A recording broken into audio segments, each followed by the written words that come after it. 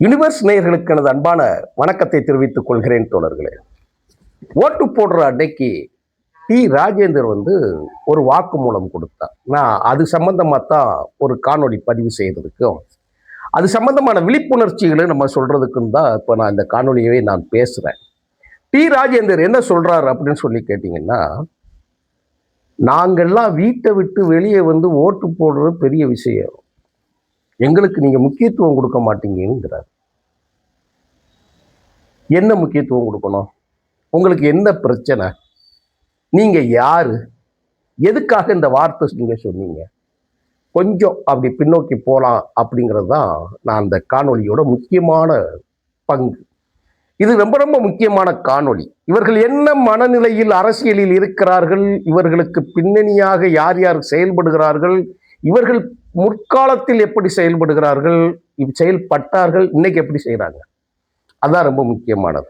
நடந்தது என்னன்னு சொல்லி கேட்டீங்க அப்படின்னா, ஓட்டு போடுறதுக்கு ராஜேந்தர் வராரு. நடிகர் இயக்குனர் ராஜேந்தர் வராரு.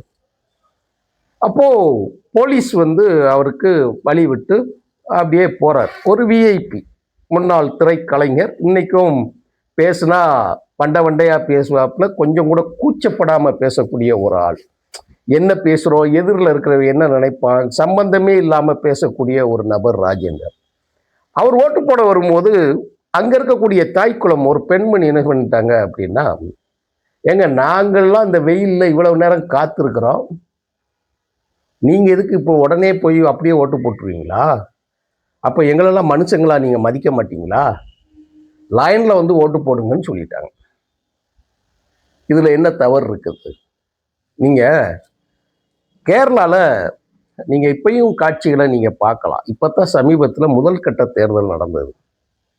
கேரளாவின் சூப்பர் ஸ்டார் மம்முட்டி, அவர் போய் பார்த்தீங்கன்னா லைன்ல நின்று ஓட்டு போடுவார், எந்த பிரச்சனையும் இல்லை.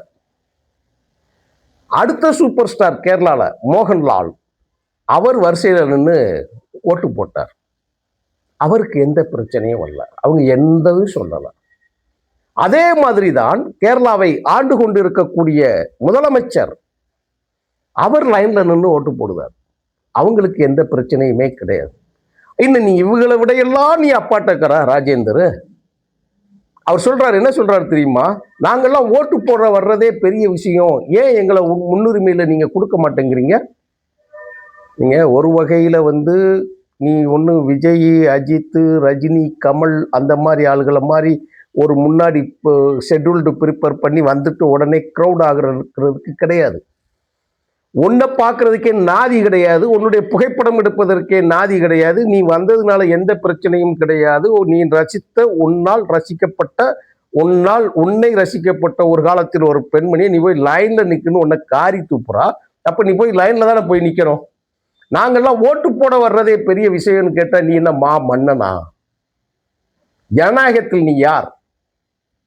நீ ஒரு நடிகன் தானே, ஒரு கூத்தாடி தானே. நீ ஒரு கட்சி நடத்தின இல்ல, தாயக மறுமலர்ச்சி கழகம்னு ஒரு கட்சி நடத்தின இல்ல. நீ அந்த கட்சியில இருந்து தலைவராக இருந்து வேட்பாளரை போட்டு நீயே வேட்பாளராக நின்று என்ன பிரச்சனைகள் அனுபவித்தாய் என்கின்ற விஷயம் எல்லாம் தெரியாதா? அப்ப நீ நேரா உள்ள போயிடணுமா? அடுத்து இப்ப லட்சிய திமுகன்னு சொல்லி ஒரு திமுக கட்சி ஆரம்பிக்க வேண்டியது, கொண்டு போய் விற்க வேண்டியது, கட்சி ஆரம்பிக்க வேண்டியது, கொண்டு போய் விற்க வேண்டியது, ஒரு படத்தை ப்ரொடியூஸ் பண்ணி கொண்டு போய் விற்கிற மாதிரி தான்டா கட்சி நடத்துனீங்க. நீ என்ன பெரிய, நாங்கள்லாம் ஓட்டு போட வாரதே பெரிய இதுன்னா என்ன? என்ன மமதை? மயிலாடுதுறையில் உங்களுடைய வீடு, உன்னுடைய பின்னணி, உனக்கு பக்கத்து வீட்டில் யார் இருந்தால் அவர்களுடைய பின்னணி, நீ என்ன நிலையில் படித்தாய், அதனால் உனக்கு ஏற்பட்ட மாற்றம் என்ன, எல்லாம் நீ தானே சொல்லியிருக்கிற. கரடியே காரி துப்புன மாதிரி காரி துப்பிருக்கியே. இப்ப நான் நாங்கள்லாம் வெளியே ஓட்டு போடுறதே சிறப்புன்னு சொன்னா, முதலமைச்சர் திராவிட மாடல் அரசு என்று ஒரு அரசை உருவாக்கி இன்று இந்தியாவில் நல்லாட்சி கொடுக்கக்கூடிய அளவிலே ஒரு சாட்சி சொல்லக்கூடிய அளவுக்கு ஆட்சி நடத்தக்கூடிய மு.க.ஸ்டாலின் அவர்கள் லைன்ல போய் நின்று ஓட்டு போடுவார். முழுக்க முழுக்க முழுக்க தமிழ்நாடு முழுவதும் பயணம் பண்ணி, காலையில் மக்களை சாலை வழியாக நடந்து போய் சந்தித்து, மாலையில் முழுவதும் பிரச்சாரங்களை மேற்கொண்டு, அவங்களே அப்படியே லைன்ல நின்று ஓட்டு போடுறாங்க. அவருடைய மகன் உதயநிதி ஸ்டாலின் தமிழ்நாட்டின் 234 தொகுதிகளிலும் பிரச்சாரம் பண்ணி, நான் இருக்கக்கூடிய எங்கள் ராஜபாளையம் பகுதிக்கு கூட வந்து பிரச்சாரம் வைத்து கொண்டு போனார் அவர். கருத்த தேகத்தோடு கருத்த முகத்தோடு போய் ஓட்டளிச்சுட்டு போறாங்க, லைன்ல நின்று ஓட்டளிச்சுட்டு போறாங்க. கலிங்கப்பட்டி கிராமத்திற்கு வந்து மறுமலர்ச்சி திமுகவின் பொதுச் செயலாளர் தலைவர் வைகோ அவர்கள் 83 வயதில் லைன்ல நின்று ஓட்டு போட்டுட்டு போறாரு. அவருடைய முதல்வன், கழகத்தின் முதன்மை செயலாளர் துரை வைகோ அவர்கள் லைன்ல நின்று ஓட்டு போட்டு போறாங்க. அவங்க இந்த மண்ணுக்கு உழைத்து இந்த மண்ணிற்காக பல நலத்திட்டங்களை கொண்டு வந்து எதிர் திட்டங்களை தடுத்து நிறுத்தி காவல் அரணாக இருக்கக்கூடிய அத்தனை பேருமே அப்படி செஞ்சிருக்கிறாங்க. நீ எல்லாம் என்ன செய்யணும் தெரியுமா ராஜேந்தர்? உனக்கெல்லாம் அந்த மேட்டுமத்தனம் எங்கிருந்து வந்தது? உனக்கு அது ரொம்ப முக்கியமான விஷயம். உஷாவிடம் இருந்து வந்ததாத்தான் நம்ம வந்து சொல்லணும். உன்னுடைய மனைவி உஷா, அவள் யார், அவர்கள் பின்னணி என்ன, அதுகளில் பார்த்தீங்க அப்படின்னா எல்லாம் கிராஸ் பெல்ட்டாக இருக்கும். அந்த மேட்டுமத்தனத்தில் இருந்து தான் நீ பேசுறது தான் நமக்கு சொல்லக்கூடியது, வேற ஒன்றும் கிடையாது. பெரிய ரஜினி, கமல், விஜய், அஜித்துக்கு ரேஞ்சுக்கு நீங்க எல்லாம் வந்து அப்படியே போயிட்டு அந்த சொல் இருக்குல்ல, ஒரு சொல் ஜனநாயகத்தை கொச்சைப்படுத்தி விடும். நீ என்ன அரசியல் பேசுற, நீ என்ன உரிமை பேசுற? முதலமைச்சர் மு க ஸ்டாலினை விட, உதயநிதி அவர்களை, வைகோ அவர்களை விட, மற்ற தலைவர்கள் எல்லாம், திருமாவளவன் அவர்களை விட என்னென்ன தலைவர்கள் அத்தனை பேர் லைன்ல போறாங்களே, உனக்கு என்ன வந்துருச்சு? என்ன பிரச்சனை? நான் வீட்டை விட்டு வெளியே வருவதே பெரிதென்று சொல்கிறேன் என்று சொன்னால் அப்ப என்ன செஞ்சிருக்கணும் நீ? பாட்டாளி மக்கள் கட்சியின் நிறுவனர் ராமதாஸ், வயது முதிர்வு, அவர் என்ன செஞ்சாங்க? அவருக்கு ஒரு காரியம் பண்ணாங்க.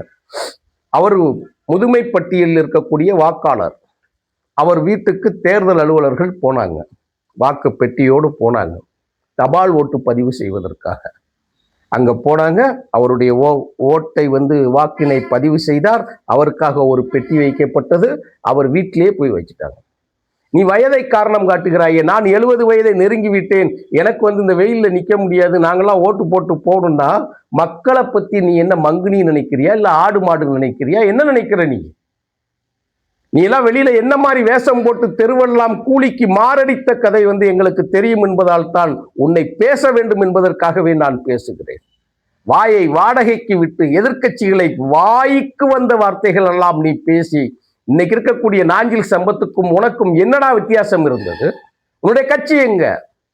உனக்கு என்ன குறைச்சல் வந்தது, உனக்கு என்ன கிழிஞ்சது அப்படின்னு சொல்லிட்டு நீ ஒரு கட்சி ஆரம்பிச்சல, அந்த கட்சி எங்க? கலைஞர் கூப்பிட்டாரு, போய் சேர்ந்துட்ட, ரைட்டு, போயிட்ட. பிறகு திருப்பி என்ன இளவு வந்ததுன்னு கட்சி ஆரம்பிச்சா, திருப்பி லட்சிய திமுகன்னு ஒரு கட்சி ஆரம்பிச்சா, அந்த கட்சி ஆரம்பிச்சுட்டு ஊரெல்லாம் போய் எல்லார்ட்டையும் காசை வாங்கிட்டு மாரடிச்ச கூலிக்கு யோக்கிய வேஷம் போட்டுக்கிட்டு இருந்தா.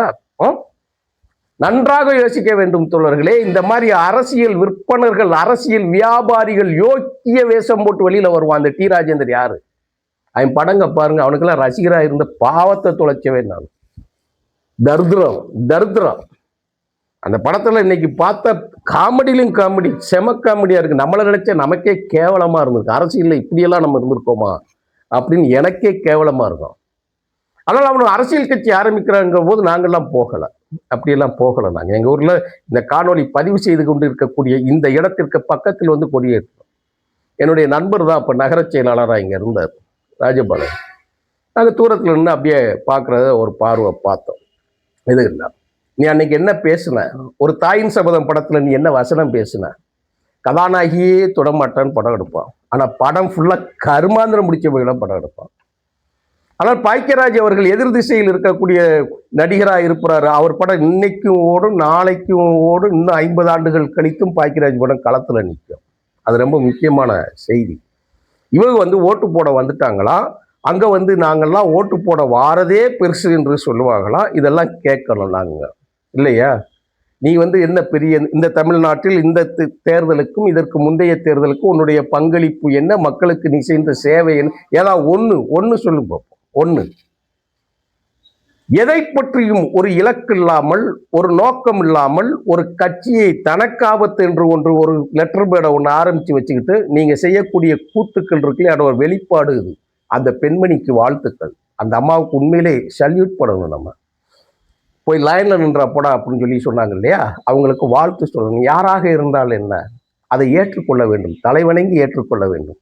கேரளாவில் மீண்டும் சொல்லுகிறேன், மம்முட்டி மோகன்லால்களைப் போல, முதலமைச்சர்களைப் போல அவர்களே இந்த வெயிலில் தமிழ்நாடு முழுவதும் சுற்றி துளைந்து பிரச்சாரம் செய்துவிட்டு வந்து வாக்களிப்பதற்கு வரிசையில் நிற்கக்கூடிய மனப்பான்மை கொண்டிருப்பவர்களுக்கு மத்தியில் தான் மிகப்பெரிய மனிதன் என்கின்ற மனப்பால் குடிக்கிறாங்க இல்லையா, இவர்களில் மக்களிடமிருந்து அப்புறப்படுத்தணும். அதான் ரொம்ப முக்கியம்.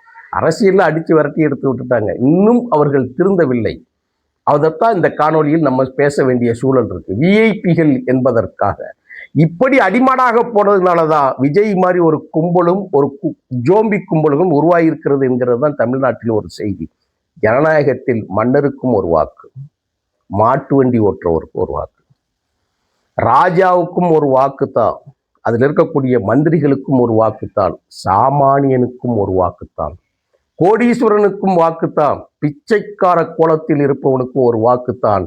இத்தனை வாக்குகளுக்கும் இருக்கக்கூடிய மதிப்பும் ஒரே அளவுதான். ஆகையினால்தான் எவ்வளவு பெரிய இடங்களில் இருந்தாலும் மக்களை நோக்கி அவர்கள் வருகிறார்கள். ஆனால் இவன் தன்னுடைய வாக்கை செலுத்துவதற்காக வந்தவன், நாங்கள்லாம் வெளியில வாரதே பெரிய விஷயம் நினைக்கிறேன்னா, அப்ப விஜய்க்கு இவனுக்கு என்ன வேறுபாடு இருக்கு? விளக்கமாத்தால் அடிச்சு வரட்டணும். நன்றி, வணக்கம் தோழர்களே.